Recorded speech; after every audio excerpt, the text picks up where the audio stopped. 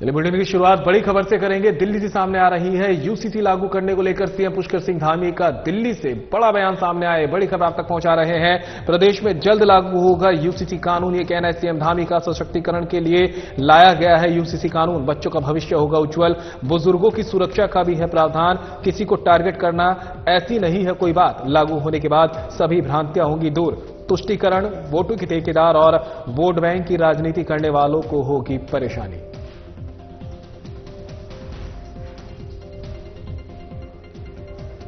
नहीं, देखिए, जिनकी भी जो परंपराएं हैं, जो जिनके धर्म के अनुसार जो चीजें होती हैं, उसमें कहीं कोई यूसीसी से कोई परिवर्तन नहीं होने वाला है। ये तो सभी की सशक्तिकरण के लिए लाया जा रहा है। इसमें विशेषकर महिलाओं की सशक्तिकरण होगा, उनकी सुरक्षा भी होगी, बच्चों का भविष्य भी ठीक होगा, बुजुर्गों का भी जो है उनकी सुरक्षा का भी प्रावधान है इसमें कहीं किसी को टारगेट करने जैसी कोई बात नहीं है। हाँ, जो लोग देश के अंदर तुष्टीकरण करते रहे हैं, वोटों के ठेकेदार बनकर जो है काम करते रहे हैं, वोट बैंक की राजनीति करते रहे हैं, उनको हो सकता है परेशानी हो, लेकिन ये जो भ्रांतियां हैं, जो ये जिस प्रकार के भी लोगों के मन में कोई किसी प्रकार का वो है, तो ये यूसीसी आने के बाद वो सब दूर हो जाएगा।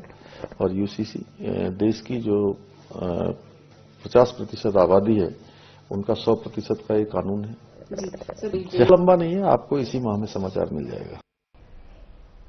तो एक और बड़ी खबर दिल्ली से ही सामने आ रही है। सीएम पुष्कर सिंह धामी का दिल्ली विधानसभा चुनाव को लेकर बड़ा बयान सामने आया है। ये बड़ी खबर आप तक दिल्ली से पहुंचा रहे हैं, जहां पर दिल्ली विधानसभा चुनाव को लेकर सीएम धामी का बड़ा बयान सामने आया। सीएम धामी ने केजरीवाल सरकार पर साधा निशाना। सीएम ने केजरीवाल सरकार को बताया आपदा सरकार। दिल्ली में 10 साल तक रहा आपदा सरकार का राज, कहना सीएम धामी का। आपदा सरकार ने दिल्ली की जनता से किया विश्वासघात। आपदा सरकार ने स्वच्छ पेयजल, अच्छी सड़कें और प्रदूषण मुक्त दिल्ली बनाने का किया था वादा। अपने एक भी वादे पर खरी नहीं उतरी है दिल्ली सरकार। पिछले 10 सालों में दिल्ली में नहीं हुआ कोई विकास। सीएम धामी की दिल्ली की जनता से अपील, बीजेपी के प्रत्याशियों को भारी मतों से बनाए विजय। दिल्ली में भी बनाए डबल इंजन की सरकार। बीजेपी की जीत से दिल्ली का विकास कार्य तेजी से बढ़ेगा आगे। पीएम मोदी के नेतृत्व में अनेक राज्यों की सरकार कर रही बेहतर काम।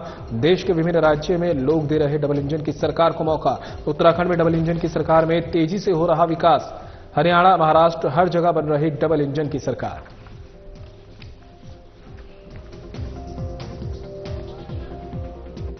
देखिए, 10 सालों से जो यहाँ सरकार आपदा की सरकार थी, उस सरकार ने तमाम बड़ी बड़ी वायदे किए थे लोगों को कि अच्छा स्वच्छ पेयजल देंगे, अच्छी सड़कें देंगे, अच्छे अस्पताल देंगे, अच्छे स्कूल देंगे, दिल्ली को प्रदूषण मुक्त करेंगे। दिल्ली की सब वायदे उन्होंने पूरे नहीं किए हैं और लोगों को लगता है कि भाई 10 सालों में जो दिल्ली का विकास होना चाहिए था वो नहीं हुआ है।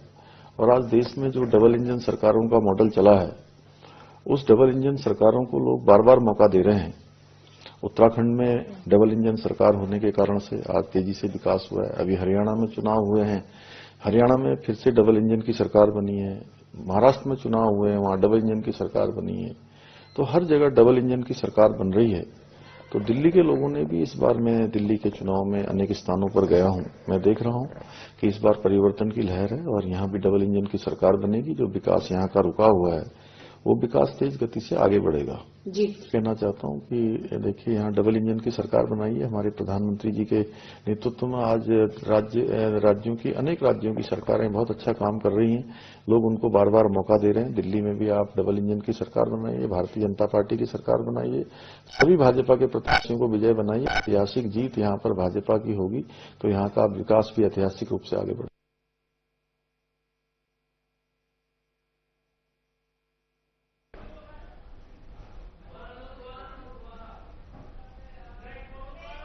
फिलहाल रुकेंगे ब्रेक के लिए, कहीं मत जाइएगा, जल्द होंगे हाजिर।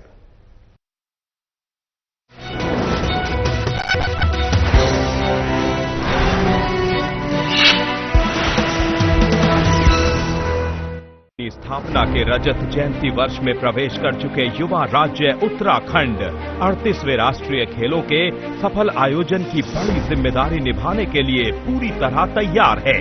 प्रदेश के मुख्यमंत्री श्री पुष्कर सिंह धामी के आग्रह को स्वीकार करते हुए भारतीय ओलंपिक संघ ने योग और मलखंभ जैसे 2 पारंपरिक खेलों को भी राष्ट्रीय खेल का हिस्सा बना दिया है।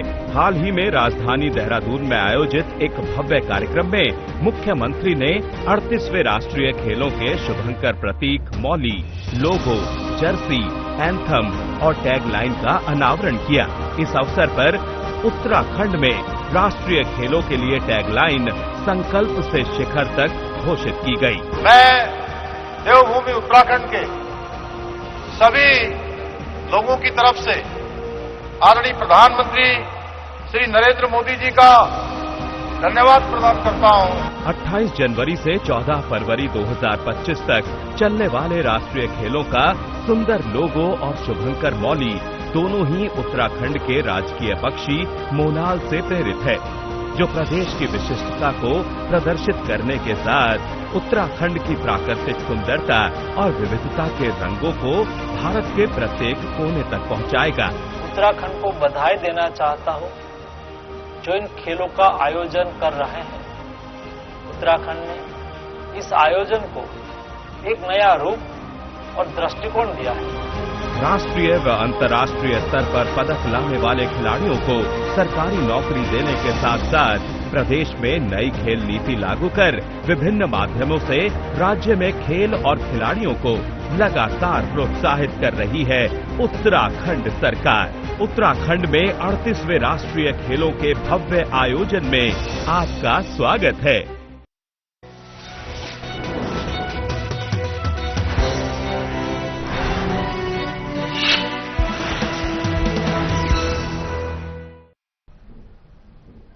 ब्रेक के बाद आप सभी का स्वागत है। खबरों में आगे बढ़ते हैं। बीती 4 धाम यात्रा के दौरान नोडल अधिकारी के रूप में उत्कृष्ट कार्य करने वाले एसपी लोकजीत सिंह को राज्यपाल उत्कृष्ट सेवा पदक मिलने जा रहा है। 26 जनवरी को गणतंत्र दिवस के दिन एसपी लोकजीत सिंह को राजधानी देहरादून में यह सम्मान मिलेगा। एसपी लोकजीत सिंह को राज्यपाल उत्कृष्ट सेवा पदक मिलने से पुलिस विभाग में भी खुशी की लहर है। ये जानकारी सामने आने के बाद विभाग से जुड़े तमाम अधिकारी और कर्मी एसपी लोकजीत सिंह को बधाई देने में लगे हैं।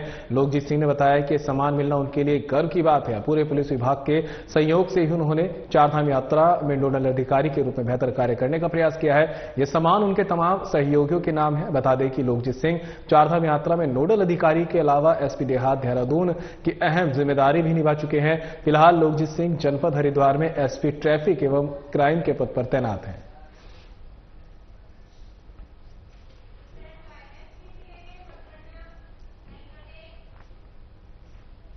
हरिद्वार में कल सुबह से मतगणना शुरू हो जाएगी। हरिद्वार के भल्ला इंटर कॉलेज में स्ट्रांग रूम बनाया गया है। वहीं पर ही हरिद्वार नगर निगम और शिवालिक नगर पालिका की मतगणना होगी। सुबह 8 बजे से मतगणना शुरू की जाएगी और 2 चरणों में मतगणना को संपन्न किया जाएगा। भल्ला इंटर कॉलेज मतगणना स्थल से रिटर्निंग ऑफिसर ने बताया कि मेयर और पार्षद पद की मतगणना के लिए 25 टीमें लगाई गई हैं, जो 8 राउंड में मतगणना करेंगे, जिसके लिए 2 टीमें बनाई गई हैं। हरिद्वार के लिए है मेयर पद और पार्षद पद के लिए, उसके लिए हमारी 25 टेबल लगी हुई हैं और हमारे यहाँ 8 राउंड चलेंगे और 8 राउंड में हमारी काउंटिंग कंप्लीट हो जाएगी। सुबह 8 बजे मतगणना प्रारंभ होगी और हमारी दो टीम बनाई गई हैं काउंटिंग के लिए, जो रात को सुबह 8 बजे से 8 बजे तक एक टीम और उसके बाद दूसरी टीम। फिलहाल शिवालिक नगर का सेपरेट स्ट्रांग रूम है और हमारी नगर निगम हरिद्वार का सेपरेट स्ट्रांग रूम है और वहाँ पे पर्याप्त सुरक्षा व्यवस्था की गई है। इसके अलावा जो कैंडिडेट हैं, उनके जो अभ्यर्थी हैं, उनको भी यहाँ पे स्ट्रांग रूम के पास 24 घंटे उसको देखने की सुविधा उपलब्ध कराई गई है। निर्वाचन आयोग की तरफ से जो गाइडलाइन आई है, उसके अनुसार जो ये जुलूस प्रदर्शन होगा जीतने के बाद, उसको प्रतिबंधित किया गया। सहायक संभागीय परिवहन विभाग के कार्यालय में राष्ट्रीय सड़क सुरक्षा माह के तहत निःशुल्क स्वास्थ्य जांच शिविर का आयोजन किया गया, जिसमें 82 ड्राइवरों के स्वास्थ्य की जांच एम्स के डॉक्टरों ने की है। जांच में 15 ड्राइवरों की आंखों की नजर कमजोर पाई गई, जबकि 15 ड्राइवरों में हाई बीपी शुगर जैसी बीमारी पकड़ में आई है। इन सभी ड्राइवरों को डॉक्टर ने एम्स के ओपीडी में आकर पूरी जांच और इलाज कराने की सलाह दी है। एम्स की डॉक्टर रितु सांगवान ने बताया कि सही समय पर इलाज कराना ड्राइवरों के स्वास्थ्य के लिए बेहतर होगा। एआरटीओ प्रवर्तन मोहित कोठारी ने बताया कि 16 जनवरी से 15 फरवरी तक राष्ट्रीय सड़क सुरक्षा माह मनाया जा रहा है, जिसके तहत सहायक संभागीय परिवहन विभाग के द्वारा कई कार्यक्रम आयोजित किए जाने हैं, जिसमें सबसे पहले ड्राइवरों के स्वास्थ्य की जांच का कार्यक्रम किया गया है। जल्द ही नुक्कड़ नाटक के माध्यम से लोगों को ट्रैफिक नियमों की जानकारी भी दी जाएगी। इसके अलावा स्कूलों में भी सड़क सुरक्षा के संबंध कार्यक्रम होंगे। दिखने में परेशानी है, जिसे दूर का नहीं दिखता है।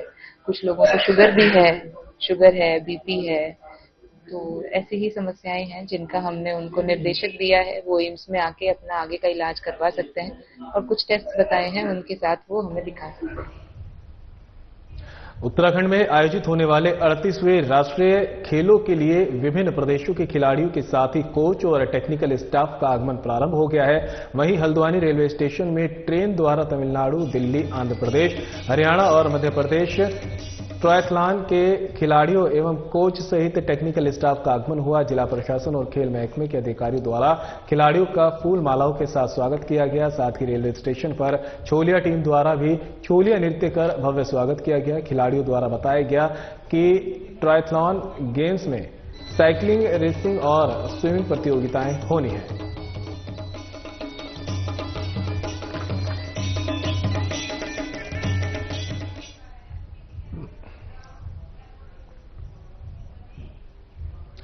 तो वहीं श्री गुरु राम राय विश्वविद्यालय एवं डीएवी पीजी कॉलेज देहरादून के बीच शिक्षा के विभिन्न क्षेत्रों में साझा प्रयास करने को लेकर एक एमओयू साइन हुआ है। एसजीआरआर विश्वविद्यालय के पत्रीबाग कैंपस के सभागार में आयोजित एमओयू सेरेमनी में दोनों संस्थानों के अधिकारियों ने एक दूसरे का सहयोग करने और मिलकर शिक्षा के क्षेत्र में कार्य करने पर सहमति जताई। दोनों संस्थानों के अधिकारियों ने इस बात पर जोर दिया कि मानविकी सहित योग और अन्य शैक्षणिक गतिविधियों को बढ़ाने में एक दूसरे का साथ देंगे। गढ़वाली भाषा को बढ़ावा देने के लिए मिलकर काम करेंगे। इसके साथ ही स्टूडेंट्स एक्सचेंज कार्यक्रम सहित अन्य गतिविधियों में भी एक दूसरे का सहयोग करेंगे। दोनों संस्थानों के अधिकारी इस बात पर सहमत हुए हैं कि पहले चरण में मानविकी के विषयों को लेकर शोध एवं अन्य शैक्षणिक व रचनात्मक गतिविधियों को बढ़ावा देने पर साझा काम करेंगे। इस अवसर पर एसजीआरआर विश्वविद्यालय की वीसी प्रोफेसर कुमुद सकलानी ने कहा कि हम छात्रों के विकास के लिए हर संभव प्रयास करेंगे। उन्होंने आशा व्यक्त करते हुए कहा कि जल्द ही हमें इसका सकारात्मक प्रभाव देखने को मिलेगा। डीएवी कॉलेज के प्राचार्य प्रोफेसर सुनील कुमार ने इस मौके पर अपने विचार रखते हुए कहा कि हम जल्द ही इस शुरुआत को और विस्तार देंगे। एसजीआरआर विश्वविद्यालय के रजिस्ट्रार डॉक्टर लोकेश गंभीर ने कहा कि इसमें दोनों संस्थानों के विद्यार्थी लाभान्वित होंगे। उन्होंने ज्वाइंट प्रोजेक्ट करने पर जोर दिया है। This MOU between SGRR University and DAV PG College is mainly focused on academic and research aspects. Now, as per NEP 2020, the university is already focused on internships, projects, community outreach, and other programs which are skill-based to enhance the knowledge and technical know-how of the students. और प्रदेश के सबसे बड़े महाविद्यालयों में अग्रणी DAV PG college Dehradun के बीच में यह समझौता शिक्षण, अनुसंधान और शैक्षणिक उत्कृष्टता को बढ़ावा देने के लिए किया गया है। इस एमओयू के तहत दोनों संस्थान आपसी सहयोग से शोध परियोजनाओं, कार्यशालाओं, सम्मेलनों और It is my privilege to apprise you all that Sri Guru Ram Rai University has inked an MOU with DAV PG College Dehradun. The particular inked MOU is focused around multiple parameters which will be benefiting and empowering the students of both the institutes. The MOU is focused on global research activities, providing collaborative research programs, student exchange program, faculty exchange program, and aligning the complete curriculum and फिलहाल यहाँ रुकेंगे break के लिए, कहीं मत जाइएगा, जल्द होंगे हाजिर।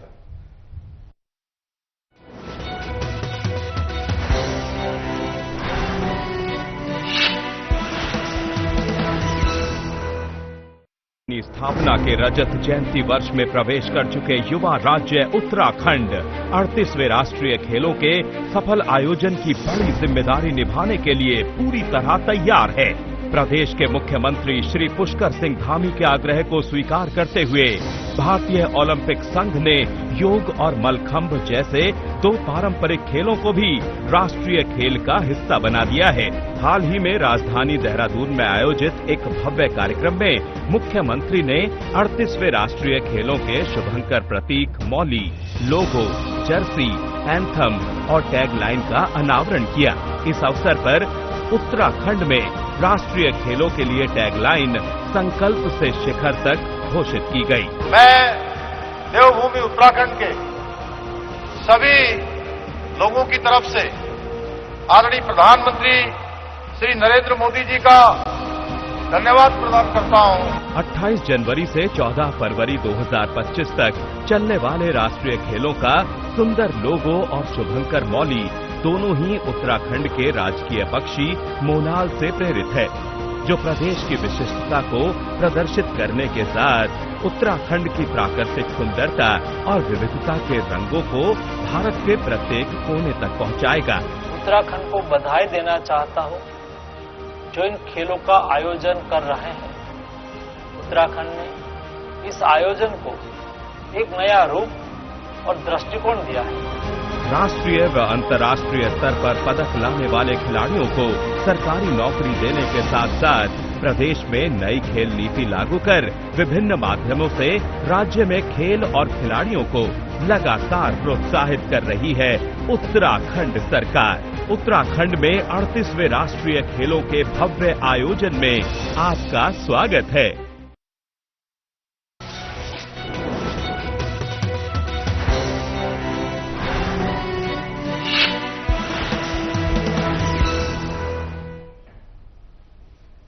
ब्रेक के बाद आप सभी का स्वागत है। खबरों में आगे बढ़ते हैं। ऋषिकेश में वार्ड नंबर 27 के मतदान स्थल पर मौजूद बीएलओ कौशल्या बिष्ट ने एक प्रत्याशी और उसके समर्थकों पर जानलेवा हमला करने का आरोप लगाया है। कौशल्या ने पुलिस को तहरीर देकर कार्रवाई की मांग की है। पुलिस ने मामले में तहरीर के आधार पर अपनी जांच शुरू कर दी है। वहीं बीएलओ कौशल्या बिष्ट के साथ हुई मारपीट के विरोध में अन्य बीएलओ गुस्से में दिखाई दे रही हैं। उन्होंने एसडीएम से मुलाकात कर खुद की सुरक्षा को लेकर कई प्रकार के सवाल खड़े किए हैं। एसडीएम को ज्ञापन देकर सामूहिक इस्तीफा लेकर उन्हें कार्य मुक्त करने की मांग की है। बीएलओ कौशल्या बिष्ट ने बताया कि 23 जनवरी को वे वार्ड नंबर 27 के मतदान स्थल पर चुनाव की ड्यूटी कर रही थी। चुनाव संपन्न होने के बाद एक प्रत्याशी अपने समर्थकों के साथ मौके पर आया और चुनावी कार्य को बाधित करते हुए जानलेवा हमला कर दिया। कई लोगों ने उसके साथ मारपीट की और गाली गलौज करते हुए जान से मारने की धमकी दी, तो मौके पर वह मारपीट से बेहोश होकर गिर पड़े। उनके पति मौके पर आए और उपचार के लिए सरकारी अस्पताल लेकर गए।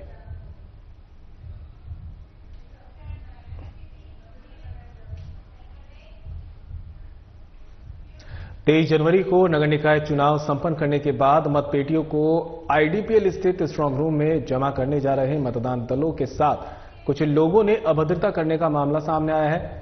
पीठासीन अधिकारी का गला पकड़कर दबाने की कोशिश की गई है। धक्का मुक्की करते हुए अपशब्द भी कहे गए हैं। चुनाव सामग्री छीनने का भी प्रयास किया गया, जिसकी वीडियो सोशल मीडिया पर तेजी से वायरल हो रही है। मामले में राजस्व निरीक्षक मनोज कुमार ने पुलिस को तहरीर देकर मतदान दलों के साथ दुर्व्यवहार करने वालों के खिलाफ कार्रवाई की मांग की है। पुलिस ने तहरीर के आधार पर मामले में जांच कर अग्रिम कार्रवाई शुरू कर दी। कोतवाली के वरिष्ठ उप निरीक्षक विनोद कुमार ने बताया कि राजस्व निरीक्षक मनोज कुमार ने तहरीर में बताया कि 23 जनवरी को मतदान समाप्ति के बाद मतदान दल आईडीपीएल स्थित स्ट्रांग रूम में मतपेटियां जमा करने जा रहे थे। इस दौरान कुछ लोगों ने उनका रास्ता रोक लिया, निर्वाचन प्रक्रिया को बाधित किया और अराजकता फैलाने का भी काम किया। पीठासीन अधिकारी के साथ मारपीट की।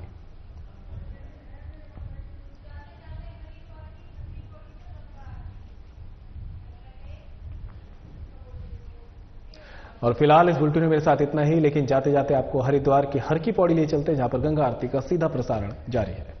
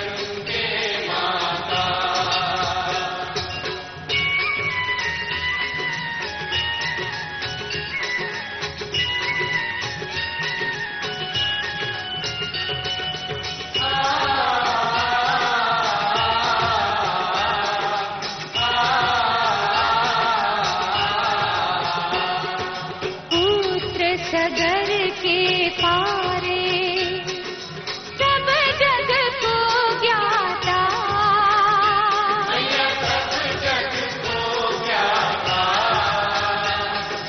कृपा दृष्टि तुम्हारी, कृपा दृष्टि तुम्हारी, त्रिभुवन सुखदाता।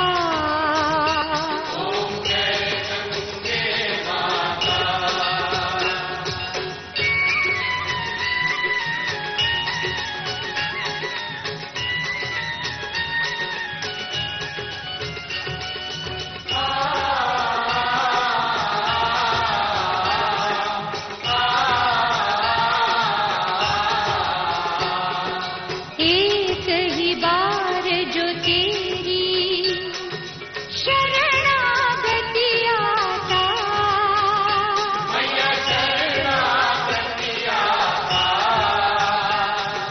यम की त्रास मिटा कर, यम की त्रास मिटा कर परम गति पाता।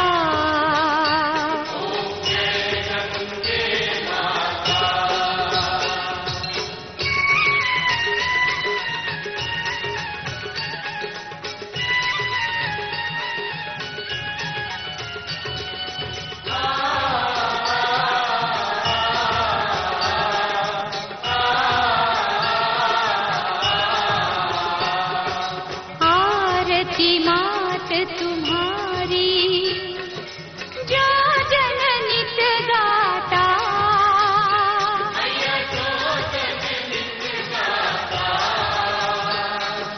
दास वही सहज में, दास वही सहज में मुक्ति को पाता।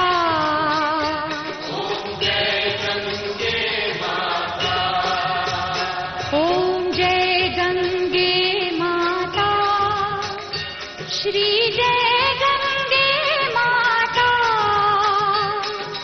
जो नर तुझको ध्याता, जो नर तुझको ध्याता, मन वांछित फल पाता। ओम जय